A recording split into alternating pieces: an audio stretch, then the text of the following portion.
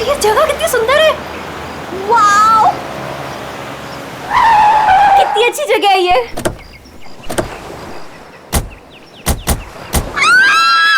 यहाँ मैं और आयशा रहेंगे। वाओ, थैंक्स करण। इतना तो मैं कर सकता हूँ ना तुम लोग के लिए। अब तुम्हें और आयशा को उस सड़े हुए हॉस्टल में रहने की कोई जरूरत नहीं। बिल्कुल सही कहा करण। वैसे करण, मधु, मुझे लगता है ना कि जिस दिन तुम्हारी और मधु की शादी हो जाएगी ना, उस दिन तुम तो मधु को पूरा के पूरा मोहल्ला ही गिफ्ट में दे देने वाले हो।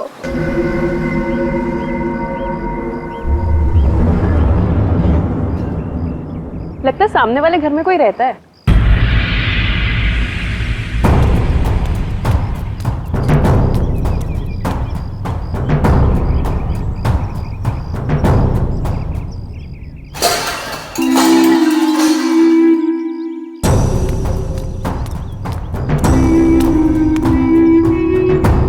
हाय, आई एम मधु। ये आयशा, हम आपके पड़ोसी हैं। हाय। और आप? मैं सामने के घर में रहता हूँ अपनी माँ के साथ। मेरा नाम विनय है और वो खाना अच्छा बनाती है। अब वो कौन? मेरी माँ खाना अच्छा बनाती है। तुम कौन हो? मैं करण हूँ, मधु का बॉयफ्रेंड। बॉयफ्रेंड गर्लफ्रेंड बॉयफ्रेंड गलत बात है। नहीं, मैंने कहा है बॉयफ्रेंड गर्लफ्रेंड, गलत बात है। विनायक,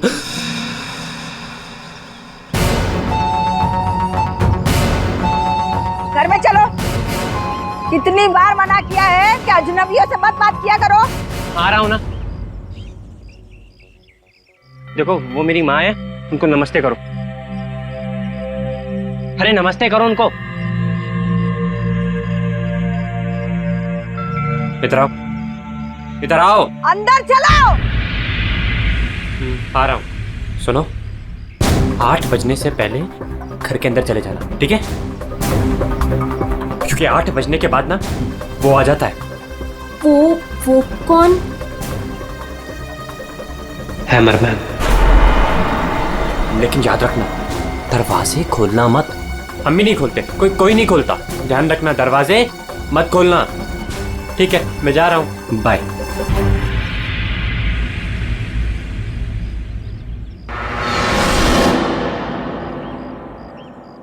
दिमाग खराब है इसका यार।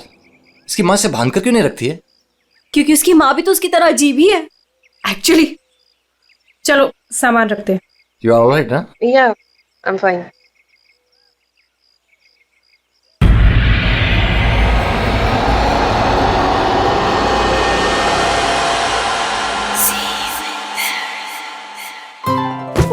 So beautiful.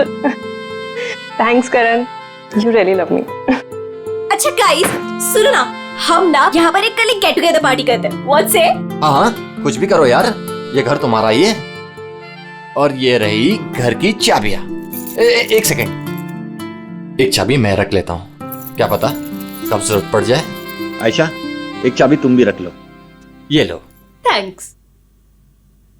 ओह नो, क्या हुआ? 6:40 हो गए। मुझे सर्विस सेंटर जाना था अपनी कार लेने, और उसके बाद फिर माँ को भी मिलने जाना है। करण, एक मिनट रुको। मुझे रास्ते में अपनी कजिन क्या ड्रॉप कर दोगे? वो प्रोजेक्ट कंप्लीट करना है मुझे। अरे तुम मेरे साथ चलोगी तो मधु का ख्याल कौन रखेगा? करण, मैं अपने घर में हूँ, जंगल में नहीं हूँ। तुम आयशा को लेकर जाओ, don't worry, I will be fine. Are you sure? Yes.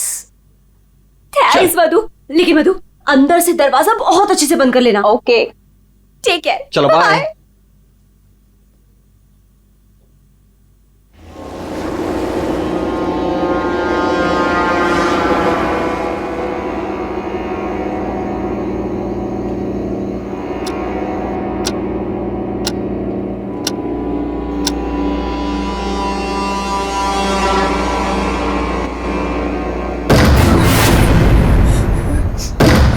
कौन है?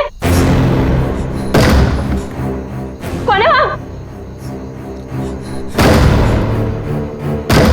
दरवाजा खटखटाना बंद करो। डरती नहीं हूं मैं।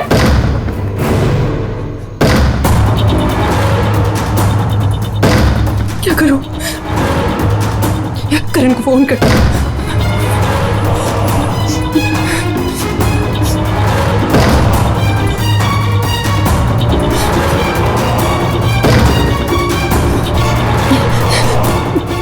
फोन स्विच ऑफ जा रहा है। आयशा को फोन करती हूँ।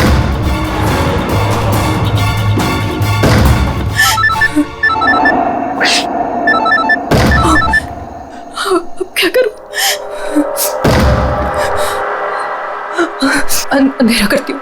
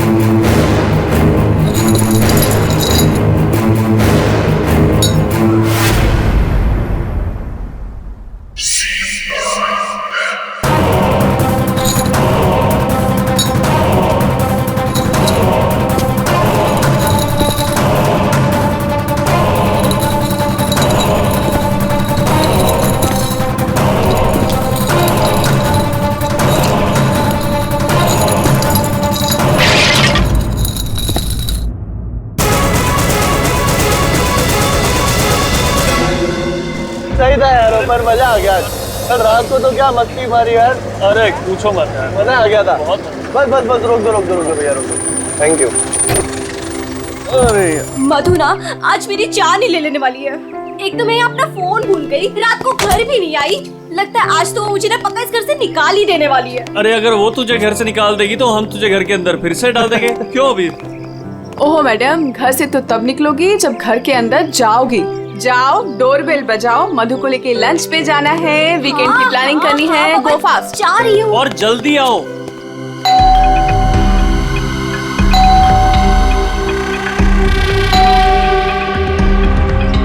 लगता है ना मैडम अभी तक सो रही है, दरवाजा ही नहीं खोल रही है। आयशा, तेरे पास इस घर की एक्स्ट्रा चाबी है ना? हाँ है। तो उस चाबी का क्या अचार डालेगी? जब चाबी है तो गेट खोलना, डोरबेल क्यों बजा रही है? ओ हाँ, मैं भी ना खोल। पागल हूँ।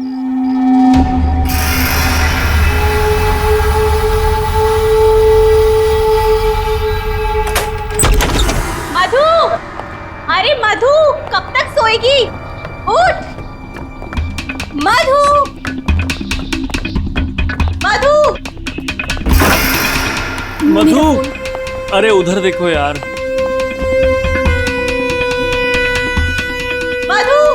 मधु बाथरूम में भी नहीं है। अरे वो तो बाहर भी नहीं है यार। यार ये मधु कहाँ चली गई है? मुझे बहुत टेंशन हो रही है। तू ठीक तो होगी ना? मधु, मधु, मधु, मधु।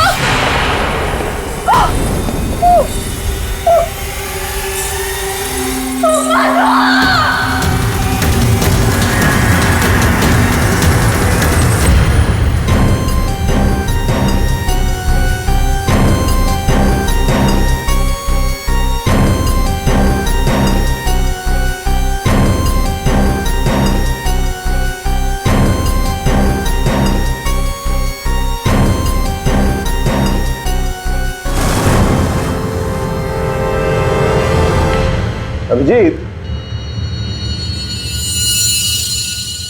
इस हथौड़े से जिस पर भी वार किया गया होगा ना, लगता नहीं वो जिंदा बचा होगा। सर मगर लाश कहाँ है? उन्हीं लाश ले गया और ये हैमर यहीं छोड़ गया। और हथौड़ा भी ऐसा जिस पर कहीं कोई फिंगरप्रिंट के निशान नहीं। और सर यहाँ पे तो कोई तोड़फोड़ भी नहीं मची हुई है, सब चीज अपने जगह पे।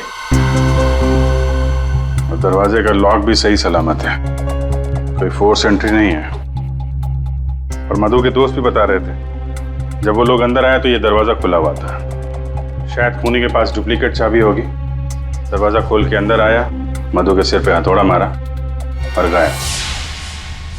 मगर यहाँ खून के छींटे भी नहीं दिख रहे। हथौड़ा मारा तो खून तो बहना चाहिए ना। शायद खून साफ कर दिया होगा। सिर्फ मधु ही यहाँ पे थी या कोई और भी था? नहीं सर, मधु इस घर में अकेली थी। इस घर की चाबी और किस किस के पास रहती है? सर ये सवाल आपको करण से पूछना चाहिए सर। क्यों? करण से ही क्यों? करण ने ये घर आयशा और मधु के लिए लिया था। तो सर एक चाबी करण के पास भी थी। मधु और आयशा के लिए करण ने घर लिया था, क्यों? मधु करण की गर्लफ्रेंड थी सर। कल रात आयशा तुम कहाँ थी?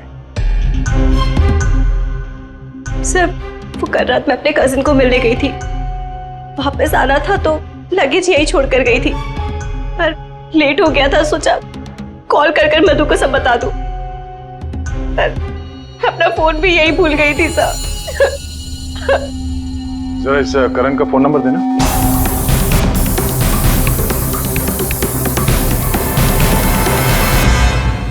Sir of. वो मेरे पास उसकी मम्मी का नंबर है। कल करण जब मुझे कजिन के यहाँ छोड़ने गया था तो कह रहा था कि वो घर जा रहा है मम्मी के पास।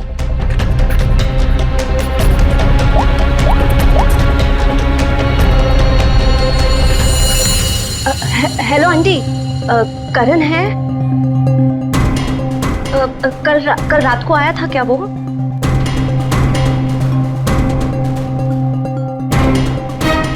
नहीं आंटी, कुछ नहीं, हो सकता है मधु के यहाँ गया हो। मैं आपको बाद में कॉल करती हूँ। तो करण कल रात अपने घर भी नहीं पहुंचा और यहाँ भी नहीं आया। सर मुझे आपको एक बात बतानी थी।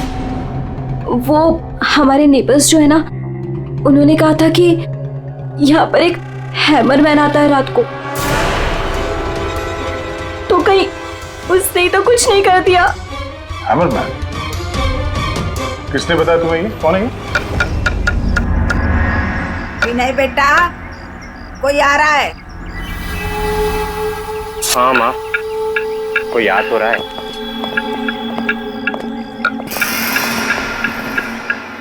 सब्जी काट रही है या लकड़ी काट रही है? काट वहां रही है, आवाज यहाँ तक आ रही है। रमोला जी, आपने कल इनसे हैमरमैन के बारे में कुछ बोला था क्या? आप ऑफिसर है, उस घर में कुछ हुआ है क्या? जी हम लोग सीआईडी से हैं। उस घर में क्या हुआ ये बाद में बताएंगे। पहले आप लोग ये बताइए, हैमरमैन कौन है? क्या बता रखा है इन लोगों को आपने? नहीं, है वो सच में।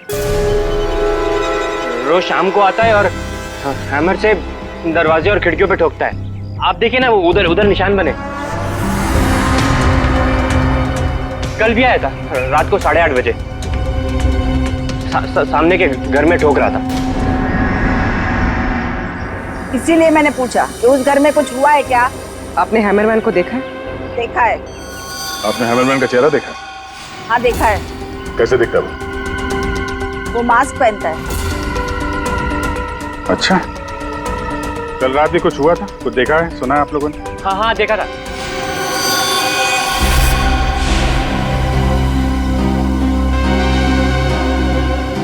रमोला जी, अभी आंख दिखाने से कोई फायदा नहीं। बोलो, क्या देखा था तुमने? कल रात 8:30 बजे मैंने खिड़की से देखा कि बस फिर मैंने नहीं देखा। माँ ने खिड़की बंद कर दी। एक आदमी और एक औरत।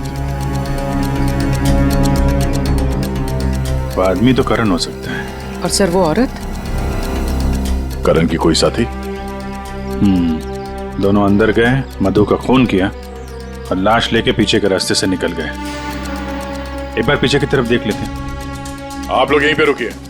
पूर्वी, इनसे हैमरमैन का स्केच बनवाओ। पीछे के दरवाजे से वही घुसेगा जिसे अपने पड़ोसियों की नजरों से बचना होगा। वो नहीं होगा जो मधु को लेकर निकल गया।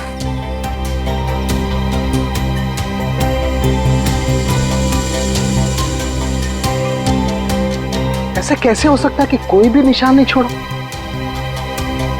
मधु को मार करके लेके गया तो भी कुछ ना कुछ तो छोड़ा होगा कोई।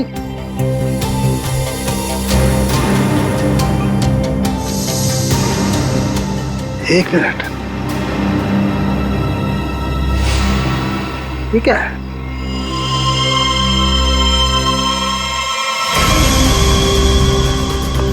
कुछ अलग से?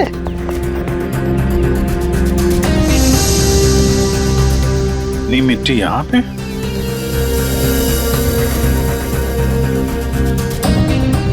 लगता है किसी ने यहाँ पे पैर वैर धुले हैं, इसलिए मिट्टी यहाँ पे है।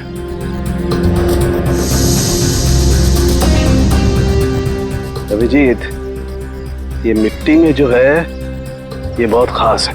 ये देखो, इस मिट्टी में एल्गी है। शैवाल? शैवाल एक तरीके की काई होती है, और ये काई यहाँ की मिट्टी में नहीं हो सकती। ये तो ऐसी मिट्टी में होगी जो पानी वाली जगह होगी, कोई तालाब, कोई झील, कुछ ऐसा। झील, तालाब? ये तालाब है जो मधु के घर से सबसे नजदीक।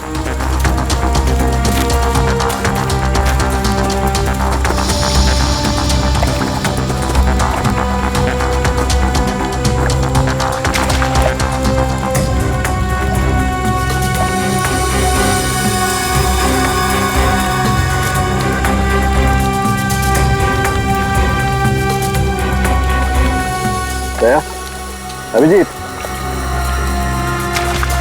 ये देखो, यही कीचड़ वाली मिट्टी उस मधु के घर में है। इसमें भी वही एल्गी है, वही काई। तब तो ये मिट्टी अपने आप तो नहीं आई होगी ना, कोई ले गया होगा यहाँ से। अरे यार पंकज, जो आदमी इस तालाब से मधु के घर गया होगा उसके जूते के साथ चली गई मिट्टी। अब गया तो वही होगा जिसके पास मधु के घर की चाबी थी।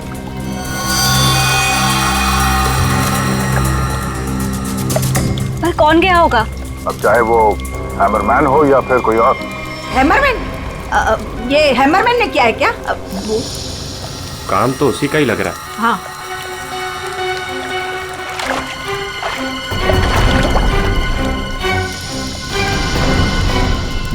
हाँ, वहाँ नीचे कुछ दिख रहा है।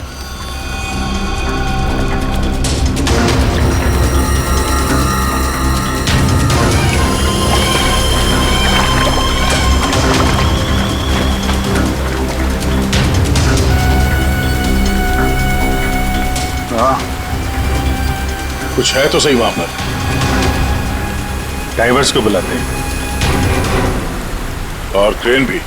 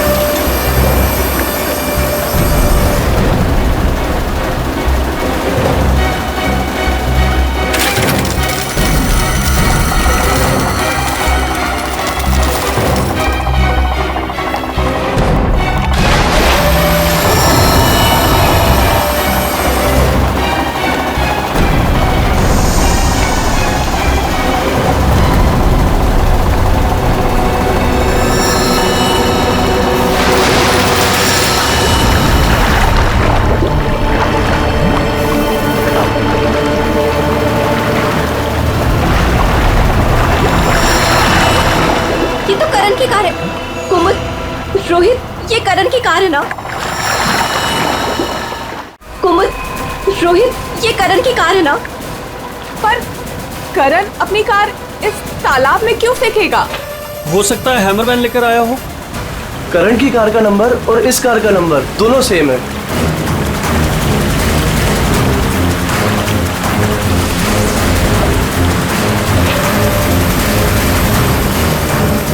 लेकिन ये कार यहाँ आई कैसे होगी? अब जाहिर सी बात है, करण की कार अपने आप इस झील में तो नहीं गई होगी। और कल करण ने आयशा से कहा था ना कि अपनी माँ के घर जा रहा है, तो अपनी माँ के घर तो नहीं गया, मधु के घर गया। मधु के घर की चाबी भी थी उसके पास। लगता है ये करण ही हैमरमैन हो। ये हैमरमैन के साथ मिलके उसने मधु का खून कर दिया, लाश इसमें डाल दी और कार पानी में फेंक दी। आप लोग यहीं पे रुकिए।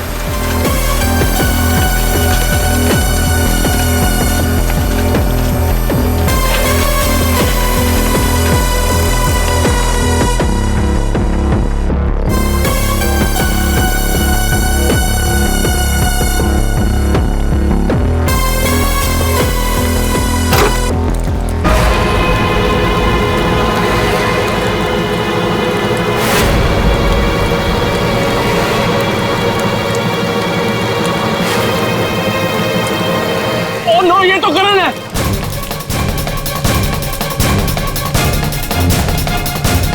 प्लीज प्लीज आगे मत जाइए।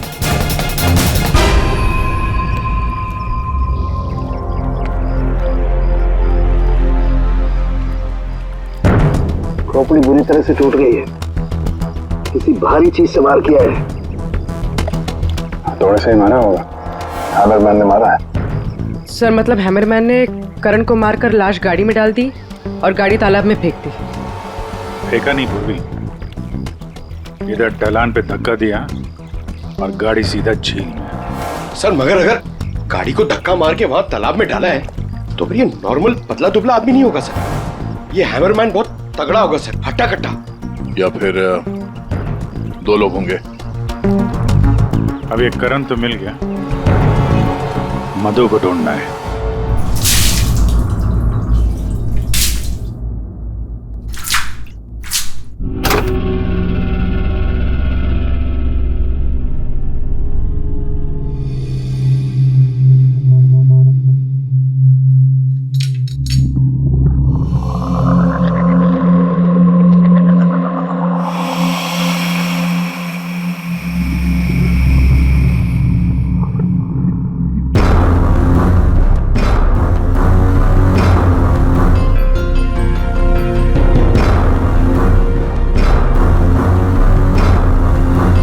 कपड़े का टुकड़ा,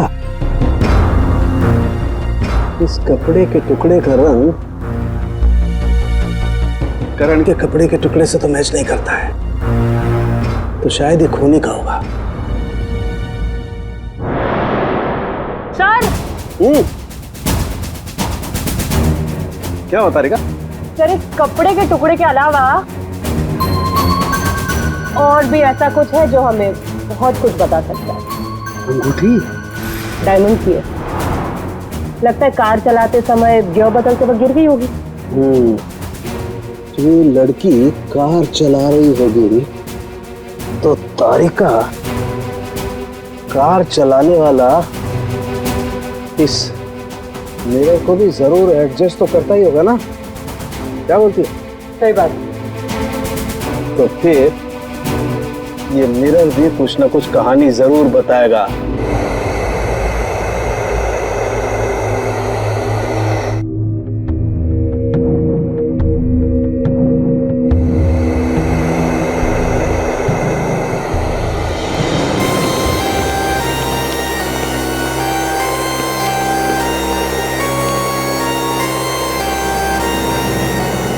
शीशे के बाल सुखा रहे हैं क्या? पूरा शीशा सुखा रहा हूं। जब ये सूख जाएगा ना बहुत कुछ बोलेगा, लेकिन फिलहाल ये करण ने और अंगूठी ने जो बोला है वो सुन लीजिए। इस हथौड़े पर जो खून लगा है ना, बस ये करण के खून से मैच होता है। मधु के घर में करण की ही हत्या हुई। और सर ये हीरे की अंगूठी मिली हमें उस गाड़ी में से, ड्राइवर सीट के नीचे पैरों के पास। ये अंगूठी? ये तो मधु की है। हाँ सर, हमने मधु के घर से उसके कुछ फोटोग्राफ्स लिए थे, उसमें मधु ने यही अंगूठी पहन रखी। इसका मतलब वो कार झील तक मधु चला कर लाई और इसीलिए वो अंगूठी कार में गिर गई। तो क्या करण का खून मधु ने किया? नहीं दिया, मुझे नहीं लगता, ये चक्कर कुछ और ही है।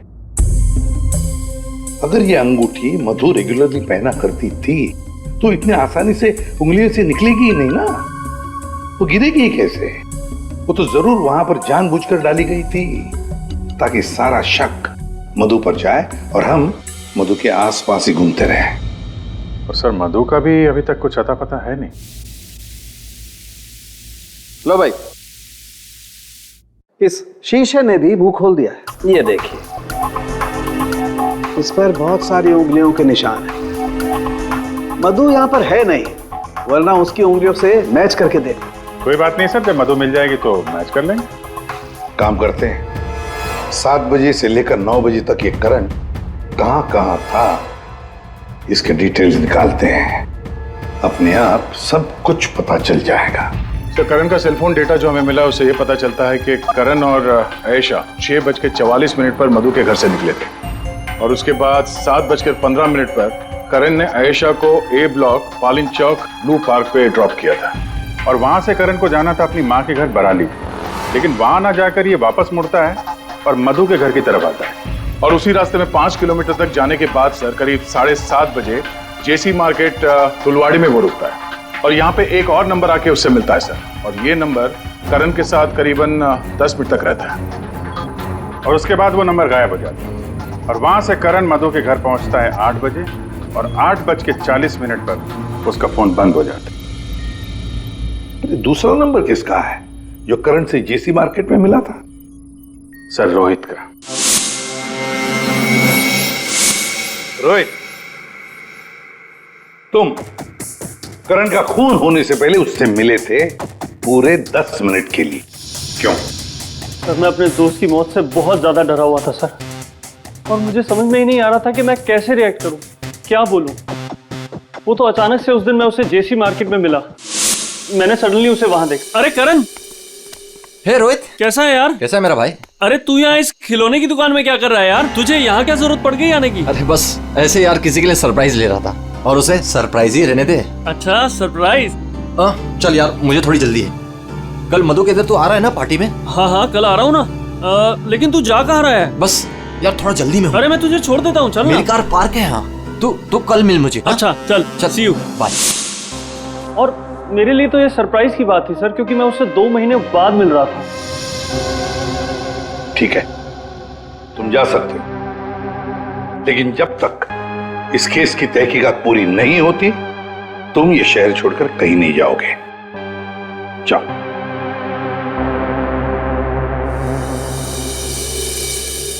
बड़ी अजीब बात है, ये करण अपने मां से मिलने जाता है लेकिन वहां नहीं जाता, जाता है खिलौने की दुकान में। क्यों? और फिर क्या खरीदता है वहां पर? और किसके लिए? उसने वहां से जो कुछ भी खरीदा होगा वो लेकर वो सीधे मधु के घर गया।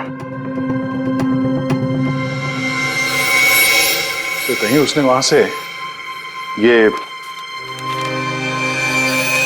मांस तो नहीं लिया? और वहां से वो मधु के घर पहुंच गया, जहां पे हैमरमैन उसका इंतजार कर रहा था, जिसने खून कर दिया उसका। अब ये तो कुमुद ही बता सकती है। कुमुद?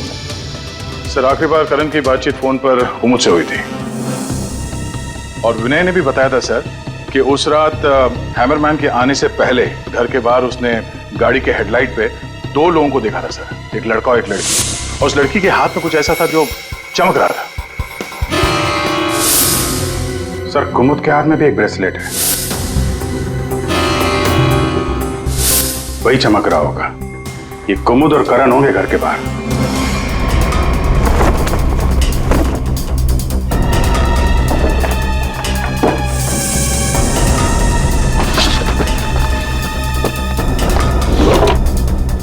जब से करण की लाश मिली है तालाब में, तब से खूनी और भी होशियार हो गया है। सर लगता है ये टीम बहुत छोटी है सर, कुमुद, मधु और ये हैमरमैन। लेकिन ये हैमरमैन मिले तो सही, अभी तक तो सिर्फ उसका हैमर ही मिला है तो उसने हमारे लिए छोड़ा है, मैन तो गायब ही है। सर ये कुमुद तो भागने की तैयारी से घर से निकली, सारे कपड़े लेकर भागी और उसका मोबाइल भी स्विच ऑफ आ रहा है।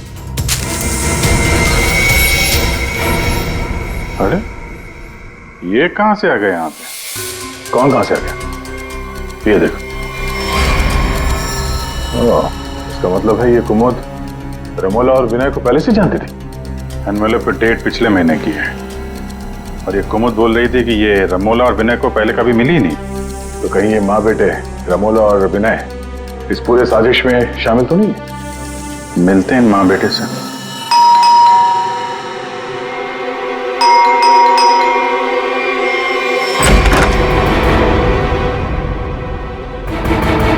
पूरी पंकज, घर की तलाशी लो, देखो कोई है क्या अंदर।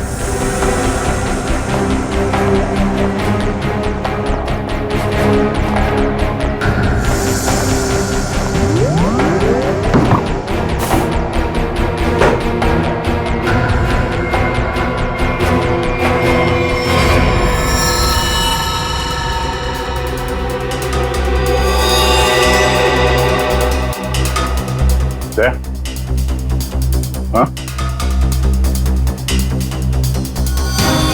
ये दीवार देखो यार।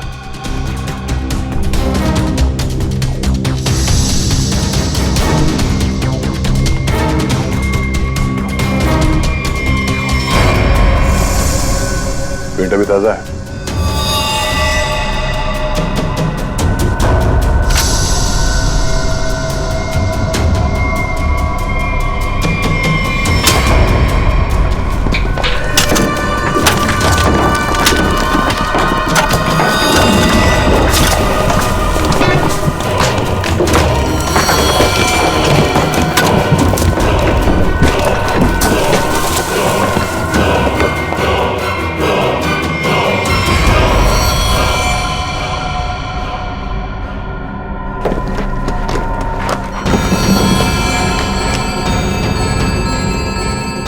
ये तो मधु है, मार के गाड़ दिया दीवार के अंदर, इसीलिए हमें ये कहीं मिल नहीं रही थी।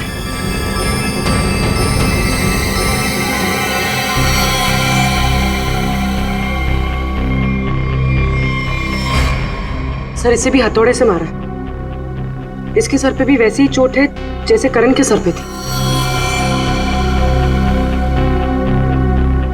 यार ये जो कुछ भी हुआ है कल रात 8:30 बजे के बाद ही हुआ है। बारिश के दिनों में ये दीवार इतनी जल्दी सूख कैसे गई? इस दीवार के प्लास्टर को सुखाने के लिए कहीं से हीटर या इंडस्ट्रियल हीटर मंगाया होगा। सर अभी यहाँ पे रास्ते पे मोड़ पे मैंने एक वो जो इंडस्ट्रियल इक्विपमेंट भाड़े पे देते ना सर, उसकी दुकान देखी थी सर। जाके पता करो। वो नहीं है, बहुत चालाक, अच्छी प्लानिंग कर रखी थी। इसको मालूम था कि मधु यहाँ सामने वाले मकान में रहने आने वाली है। और यहाँ पे हैमरमैन होने का अफवाह फैला दिया ताकि शक उस पे नहीं हैमरमैन पे जाए। और तीनों फरार हैं, रमोला, विनय और कुमुद। सर मैंने इंडस्ट्रियल हीटर के सप्लायर के बारे में पता किया। इनको रमोला और विनो के बारे में पता है, इन्होंने ही सप्लाई किया था वो हीटर। अच्छा, अब जरा ये फोटो देखिए। यही माँ बेटे आए थे आपके पास? हाँ सर, ये तो मेरे बहुत पुराने ग्राहक हैं। पुराने ग्राहक? जी सर, वो मेरे पड़ोस वाली दुकान से नाटक का सामान लेते थे भाड़े पर। और सर ये कोई किराएदार नहीं है, ना ही माँ बेटे, एक नंबर के फ्रॉड हैं, फ्रॉड। अपने आप को एक्टर बताते हैं सर। आपको पता है ये दोनों कहाँ रहते हैं?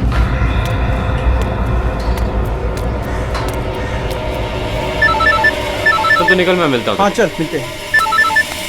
हेलो, मैं चंपा बोल रही हूँ, चाय पानी फिल्म से। हाँ जी बोलिए ना। आपकी एक्टिंग के इतने चर्चे सुने हैं और आपका नंबर मुझे इतनी मुश्किल से मिला है। बस हमने डिसाइड कर लिया है, हम आपको अपनी अगली फिल्म में लॉन्च करेंगे। लॉन्च करेंगे मुझे? मतलब आखिर आपने मेरा टैलेंट पहचान ही लिया? हाँ, अब 1-2 दिन में शूटिंग शुरू हो जाएगी। बस एक प्रॉब्लम है, आपकी बड़ी बहन के कैरेक्टर के लिए कोई अच्छी एक्ट्रेस मिल नहीं रही। बस वो कंफर्म हो जाए तो हम शूटिंग शुरू कर देंगे। अच्छा, बड़ी, अरे है ना, बड़ी बहन है। मैं आपकी प्रॉब्लम सॉल्व करता हूँ। अरे वाह, आपने तो मेरी टेंशन ही खत्म कर दी। आप अपनी गली के बाहर आ जाइए, मैं गली नंबर 7 पे खड़ी हूँ। अरे तेरी, अरे मौसी बाहर निकलो। क्या है? अरे बाहर निकलो। क्या हुआ? अरे अपनी किस्मत खुल गई, रोल मिला है अपने को। रोल? हाँ। कौन दे रहा है? कहाँ? अरे बाहर खड़े हैं ना गली के, तुम चलो मेरे साथ। चलो चल, चल, चल। चलो चलो।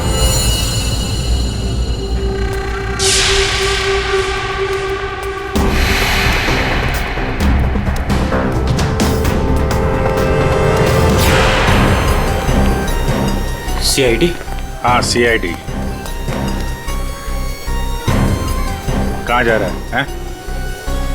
अच्छे मुजरिम का किरदार तो तुम लोगों ने निभा दिया, अब जरा एक अच्छे गवाह का किरदार भी निभाओ और ये बताओ कि कुमुद कहाँ है?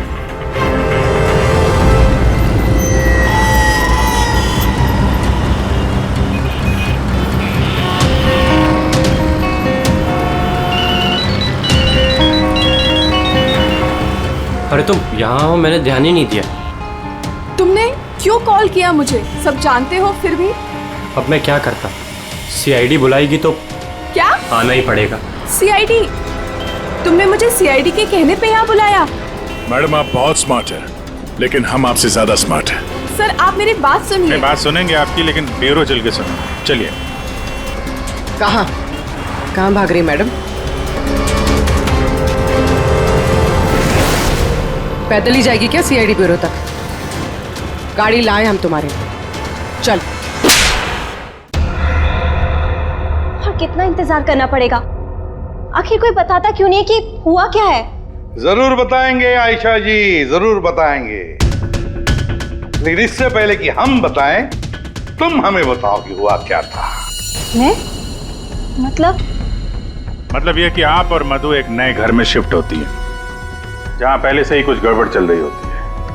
ऐसे में आप मधु को उस घर में छोड़कर अपने किसी कजिन के घर चली जाती हैं, और तो और अपना मोबाइल फोन भी वहां रख के जाती है, ताकि मधु तुमसे तो मदद ना मांगे।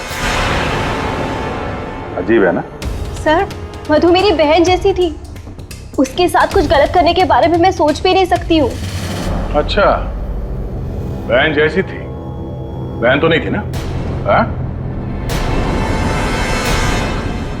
अभीर, इस पूरे इन्वेस्टिगेशन में किसी ने तुम पर एक बार भी शक नहीं किया, क्यों? जो भी पूछा उसके बारे में तुम्हें कुछ पता ही नहीं था। और जब मधु का खून हुआ उससे ठीक पहले तुम्हारा मोबाइल फोन स्विच ऑफ। कोई तुम पर शक क्यों करेगा? सर आप मुझ पर गलत इल्जाम लगा रहे हैं सर। मैं तो आयशा और मधु से सिर्फ 4 दिन पहले मिला था। मैं ऐसा क्यों करूंगा सर? और सर मेरा फोन पानी में गिर गया था, इसके लिए वो स्विच ऑफ है। हाँ, पानी में गिर गया था, उसी झील के पानी में जहां से करण की डेड बॉडी मिली थी। सर ये सारा प्लान तो विनय और अमोला ने सेट किया था। पैसों की लालच में ये दोनों इतना गिर गए कि इन्होंने अपने हाथ खून से रंग दिए, मधु को दीवार में चुनवा दिया। और सर अभी भी यही आलाप राग रहे हैं कि हमने कुछ नहीं किया। सच में हमने कुछ नहीं किया है। ये लो, फिर वही राग। फंस गए थे हम। आपको हाँ कहते तो भी फंसते, और ना कहते तो भी फंसते। एक्टिंग करने हमें नहीं मालूम था इतना कुछ हो जाएगा। तो आप लोगों के हिसाब से मधु और करण का खून हम लोगों ने किया है? उन दोनों का खून तुम लोगों ने नहीं किया है, उन दोनों का खून किया है हैमरमैन ने। और वो हैमर हमारे पास है।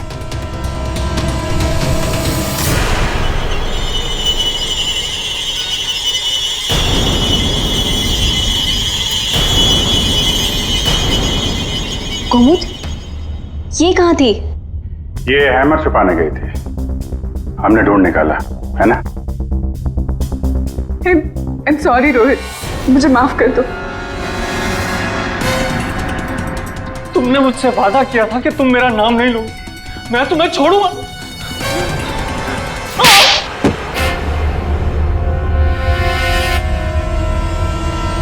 हाँ मैं हूँ हैमरमैन। क्यों मारा तुमने उन दोनों को? वो दोनों तो तुम्हारे दोस्त थे ना? कोई दोस्त नहीं, कोई प्यार नहीं, वो दोनों धोखेबाज थे। मधु 5 साल से मेरी गर्लफ्रेंड थी, और 5 मिनट में उसने मुझे लात मार दी उस करण के लिए। जानते हैं क्यों?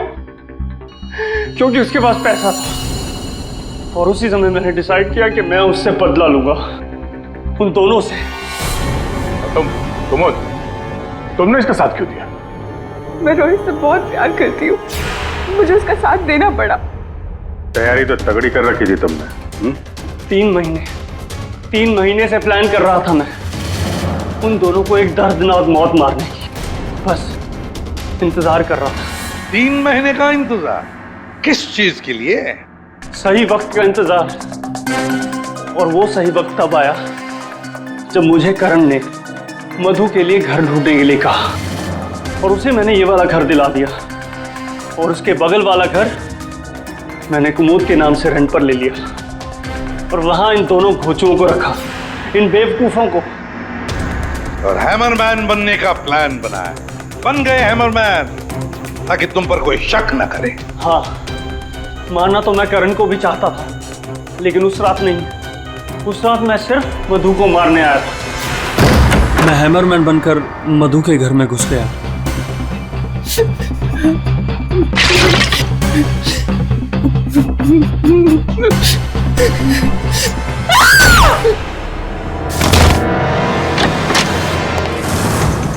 और मुझे इस बात का बिल्कुल भी अंदाजा नहीं था कि करण भी वहां पर आ जाएगा। वो मधु के साथ मजाक करने आया था, नकली हैमरमैन बनकर। उसने मास्क, जब मैंने उसे मार दिया तब मुझे पता चला कि वो दरअसल करण ही था। मैंने कुमोद, रमोला और विनय की मदद से दोनों लाशों को ठिकाने लगा दिया। रोहित जी, ये हथौड़ा हमें ना भी मिलता ना, तब भी तुम बच नहीं सकते थे, क्योंकि करण और मधु ने मरने के बाद भी हमें बताया कि खूनी तुम हो। रोहित, कुमुद, रमोला और विनय, तुम सब ने मिलकर मधु और करण का खून किया है। अब जेल में बैठकर हैमरमैन की नई नई कहानियां सुनाते बैठना इन सबको, तब तक फांसी का ऑर्डर तो आ ही जाएगा।